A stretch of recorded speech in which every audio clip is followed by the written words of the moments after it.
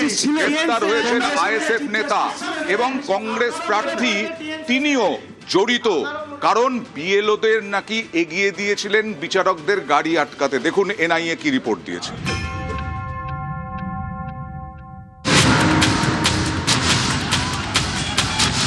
পয়লা April মালদায় অশান্তি, নামবাদের প্রতিবাদে কালিয়াচক ২ নম্বর বিডিও অফিসে ঘন্টার পর ঘন্টা ঘেরাও করে রাখা হয় 7 বিচারককে। তাঁদের গাড়ি ভাঙচুর করা হয়। এই ঘটনার তদন্ত করছে এনআইএ। প্রাথমিক তদন্তে তারা আগেই জানতে পারে কালিয়াচকের অশান্তির পেছনে রয়েছে বৃহত্তর ষড়যন্ত্র এবং পরিকল্পনা। গত রবিবার তারা গোলাম রাব্বানিকে গ্রেফতার করে। তিনি মালদার মোথাবাড়ি পঞ্চায়েতের আইএসএফ সদস্য। আইএসএফ কে কালিমা লিপ্ত করার চেষ্টা হচ্ছে, এর কোনো ভিত্তি নেই। আইএসএফ কোনোদিন আইন বিরুদ্ধ, সংবিধান বিরুদ্ধ কাজ করে না। স্থানীয়দের জিজ্ঞাসাবাদ করে এনআইএ জানতে পেরেছে পয়লা এপ্রিল পরিকল্পনা করেই বিচারকদের আটকানো হয়। এর জন্য হাতিয়ার করা হয়েছিল এসআইআর এর কাজে নিযুক্ত বিএলওদের। আইএসএফ নেতা গোলাম রাব্বানির নির্দেশে ভয় দেখানো হয় একাধিক বিএলওকে। বিএলওদের বলা হয় যাদের নাম বাদ গেছে তাদের নাম তালিকায় তোলার জন্য গ্রামবাসীদের হয়ে বিচারকদের কাছে দাবি জানাতে। শুধু তাই নয়, বিচারকদের আটকে রাখতে বাদ যাওয়াদের জড়ো হওয়ার নির্দেশ দেওয়া হয়েছিল।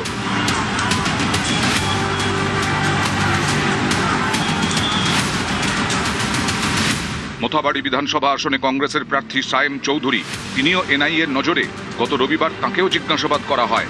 তদন্তে এনআইএ জানতে পেরেছে বিডিও অফিসের সামনে জমায়েত করানোর পেছনে রয়েছেন মোথাবাড়ির কংগ্রেস প্রার্থী সায়েম চৌধুরীও। কংগ্রেসের স্থানীয় কর্মীদের নিয়ে তিনি জমায়েত করান।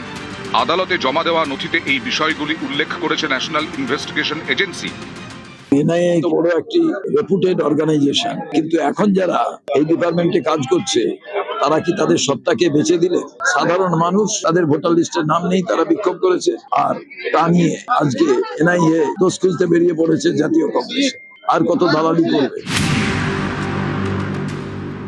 তৃণমূল কংগ্রেসের ভোটের অনুপ্রেরণায় পশ্চিমবঙ্গে কি করে মিন ঢুকতে পারে, হুমায়ুন কি করে বাবরি মসজিদ তৈরি করবে বলার সাহস দেখাতে পারে। পুলিশ পর্যন্ত আক্রান্ত, পুলিশের পরিবাররা আক্রান্ত। তৃণমূলের বিধায়ক নিজের পরিবার নিয়ে মুর্শিদাবাদ ছেড়ে অন্য জায়গায় চলে গেছেন। এখন আপনারা যদি সচেতন না হন, আগামী দিনে এটা বাংলাদেশ হয়ে যাবে। এগুলো তো হচ্ছে সব বোঝাই যাচ্ছে কে কার সঙ্গে কাকে কি করছে। যারা তৃণমূলকে সমর্থন করেন তাদের বিভ্রান্ত করতে চাইছেন, সেই সব ফোর্সগুলো ওখানে ছিল। আর এখন তো অন্ধ তৃণমূল বিরোধিতা করতে গিয়ে এই রাজ্যে বিজেপি আর বিজেপির দুটো শাখা সংগঠন, এখানে হচ্ছে কংগ্রেস আর সিপিএম। নিউজ 18 বাংলা। শুভঙ্কর সরকার বললেন এনআইএর দালালি, এনআইএ আর কত দালালি করবে। কিন্তু অজিতেশ, এনআইএ দালালি কি? এটা সুপ্রিম কোর্টের নির্দেশে হচ্ছে তদন্ত। এনআইএ সেইভাবে তদন্ত করছে, সুপ্রিম কোর্টকে রিপোর্ট জমা দিচ্ছে। তদন্ত তো এনআইএ কে করতেই হবে, কিন্তু এখানে ডিএম এর রেসপন্সিবিলিটি কি হলো, এসপির রেসপন্সিবিলিটি কি হলো, ওইখানকার এমএলএ, লোকাল এমএলএ এর রেসপন্সিবিলিটি কি হলো? আমাদের ক্যান্ডিডেটকে ডেকে আমাদের ক্যান্ডিডেটকে তদন্তের জন্য ডাকতেই পারে যখন ইচ্ছে। যখন দেখা যাচ্ছে আইএসএফ জড়িত, কংগ্রেস জড়িত, কংগ্রেসের প্রার্থী জড়িত। আইএসএফ এর সঙ্গে তো আমাদের কোনো বক্তব্যই নেই। আইএসএফ জড়িত থাকলে, যেই জড়িত থাকবে না কেন, তাকে এনআইএ ডাকবে, তাকে গ্রেফতার করবে। কিন্তু সেখানে এই মুহূর্তে এখন যেটা আমাদের প্রার্থী, যেটা মানে সংগঠিত অপরাধ বলা হচ্ছে, সে সংগঠিত অপরাধে কংগ্রেস, সেটা তো টিএমসি তারা আমাদের উপরে চাপানোর চেষ্টা করছে। টিএমসি কোথায়? এনআইএ তদন্ত করছে। না, এনআইএ যেটা করতে চাইছে, এটা ওই দিকে, ওই সিটটা আমাদের বেরোনোর কথা, ওই সিটটা বেরোনোর কথা। সেইখানে এনআইএ কে দিয়ে যেভাবে ইডি সিবিআই কে দিয়ে আটকানো হচ্ছে, সেই দিকে একটা এনআইএ কে দিয়ে এটা লোকে হাসবে যে কেন্দ্রীয় তদন্তকারী সংস্থাকে তৃণমূল নিয়ন্ত্রণ করে। এটা যদি বলা হয় এটা হাসবে। বাংলায় বিজেপি বলছি, আমি বিজেপির কথাই বলছি। আপনি তৃণমূলের কথা বলেন কেন? তৃণমূল তৃণমূল এখানে কোন কেন? আপনাদের ওইখানে ল এন্ড অর্ডারের রেসপন্সিবিলিটি একদম ল এন্ড অর্ডার, স্টেটের ল এন্ড অর্ডার আপনাদের হাতে। ইলেকশন পারপাসে প্রশাসন এখন ইলেকশন কমিশনের আন্ডারে আবার জল গড়াচ্ছে, বোঝা যাচ্ছে। মানে ইডি সিবিআই আইপ্যাক হ্যান ত্যান এসব দিয়ে তো তৃণমূলকে আক্রমণ করছে বিজেপি, আর এদিকে আইএসএফ, কংগ্রেস মিলে আবার বিজেপিকে আক্রমণ করছে। আবার তৃণমূলেরও দায়িত্ব। কার দায়িত্ব এই মোথাবাড়ি অশান্তির ঘটনায়? এমনি দেখুন, যার দায়িত্বই হোক না কেন, নির্দিষ্ট করে ওই যে বিচারকদের রাতের অন্ধকারে ওই অবস্থা, যে দৃশ্য আমরা দেখেছি, এর নিরপেক্ষ তদন্ত হওয়া দরকার, দোষীদের শাস্তি দরকার। কিন্তু আমি আবার বলছি যে কথাটা মাঝে বলেছিলাম, 28 লক্ষ বৈধ ভোটারের নাম বাদ যাচ্ছে। আমরা শহুরে মধ্যবিত্তরা এসি ঘরে বসে 10টা কথা একদম। বলতে পারি, গরিব প্রান্তিক অংশের মানুষ তাদের মধ্যে যাকে আতঙ্ক আছে, একদম আশঙ্কা আছে। সরকার বলছে তুমি যদি ভোট দিতে না পারো তোমার সমস্ত রকম সুযোগ সুবিধা থেকে বঞ্চিত হবে। হবে কি হবে না পরের কথা, এই লোকগুলো কিন্তু প্রতিবাদ রাস্তায় নামছে, তারা কিন্তু নিজের ভোটদানের জন্য। দীপ্তাশ্ব, একটা সামান্য এসআইআর এর জিনিস। হয়রানি, তারপরে মৃত্যু, অভিযোগ, আত্মহত্যা, বিএলওদের বিভিন্ন সময় কোথাও একটা বিরক্তি নয় বিজেপির প্রতি? বারবার তৃণমূল যেটাকে ন্যারেটিভ করছে। এক এক করে 3টে দলের জবাব দিই, 3 জনের 3টে প্রশ্ন, তো ইন্ডিজোটের 3 সঙ্গীর, তাদের এক এক করে জবাব দিই। প্রথম কথা, যে সিপিএম বলতো লালা তুই বাংলা ছেড়ে পালা, তারা আজকে বিচারকদের হেনস্থা নিয়ে আশঙ্কিত হচ্ছেন। দেখেও ভালো লাগলো যে সিপিএম এর কিছু উত্তরণ ঘটেছে। দ্বিতীয় কথা আসি, এই যে কংগ্রেস এবং আইএসএফ যার নাম এসছে, আমি বলছি তদন্ত আরেকটু এগোতে দিন। এই যে ঘটনা ঘটেছে মোথাবাড়িতে, তৃণমূলের অনুপ্রেরণা ছাড়া এই ঘটনা সম্ভব নয়। একজনেরই অনুপ্রেরণা, তার অনুপ্রেরণাতেই এই ঘটনা হয়েছে। কংগ্রেস আইএসএফ এখানে তারা সহযোগী মাত্র, তারা সহযোগী মাত্র। এখানে মূল ভূমিকা তৃণমূলেরই, এবং সাবিনা তৃণমূল ইয়াসমিন বলছে যে যিনি কংগ্রেস ওখানকার CPM হচ্ছে শাখা সংগঠন। মন্ত্রী, তার ভূমিকা অবিলম্বে বাইরে আসবে। তৃণমূলের ভূমিকা ছাড়া এই ঘটনা ঘটা সম্ভবই নয়। আজকে আমরা মোফাক্কেল বলে যে আইনজীবী বিজেপি বিরোধী, না না মোফাক্কেল বলে তথাকথিত যে আইএসএফ আইনজীবী প্রার্থী হয়েছিলেন, তিনি আইএসএফ এর প্রার্থী হয়েছিলেন, তার সঙ্গে তৃণমূলের এত নেতাদের ছবি কেন? আইএসএফ এর বিরুদ্ধে প্রার্থীর সাথে তৃণমূলের নেতারা এত ছবি তোলে। নেতাকে অন ক্যামেরা একটাই প্রশ্ন, 28 লক্ষ লোক কি ভোট দিতে পারবে? না না 28 লক্ষ লোক যে বৈধ ভোটার এটা আপনি কি করে জানবেন?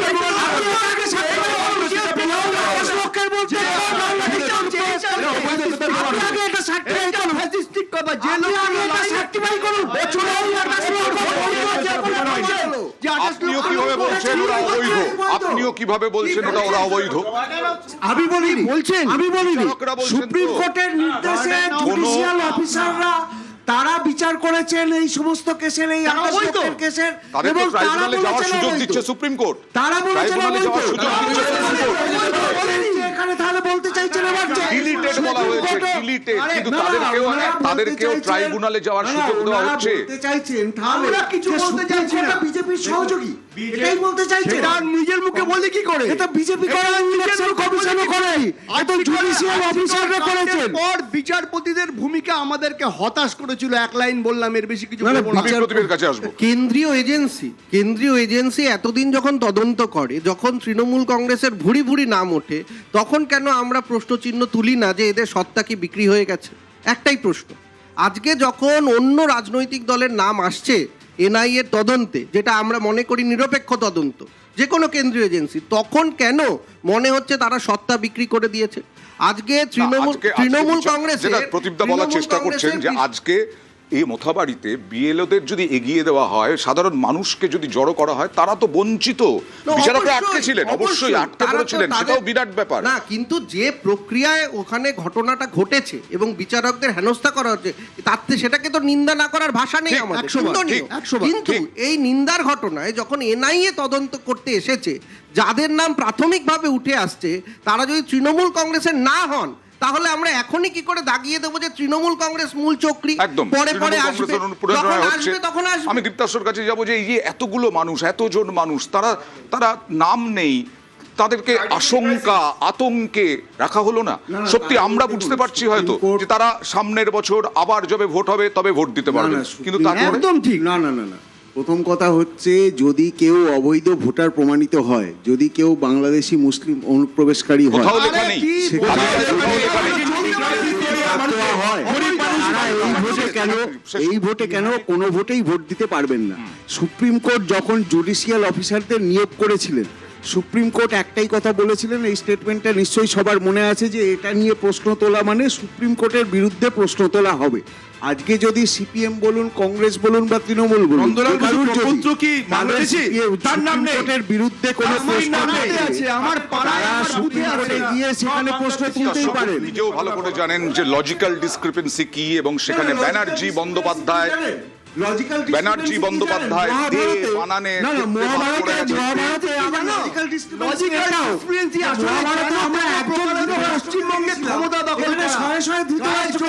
আপনি দেখবেন কোন ফেজে কোন জায়গায় কত নাম বাদ গেছে, এটা তো বলতে হবে। 1000 ভোটে জিতলো আর 5000 লোকের নাম বাদ গেছে, এই ভোট হতে পারে না না কোন বাবার হঠাৎ করে 389 জন ছেলে, এটা কোন লজিক? এরকম হয়েছে 10 জন ছেলে, সেটা হতেই পারে।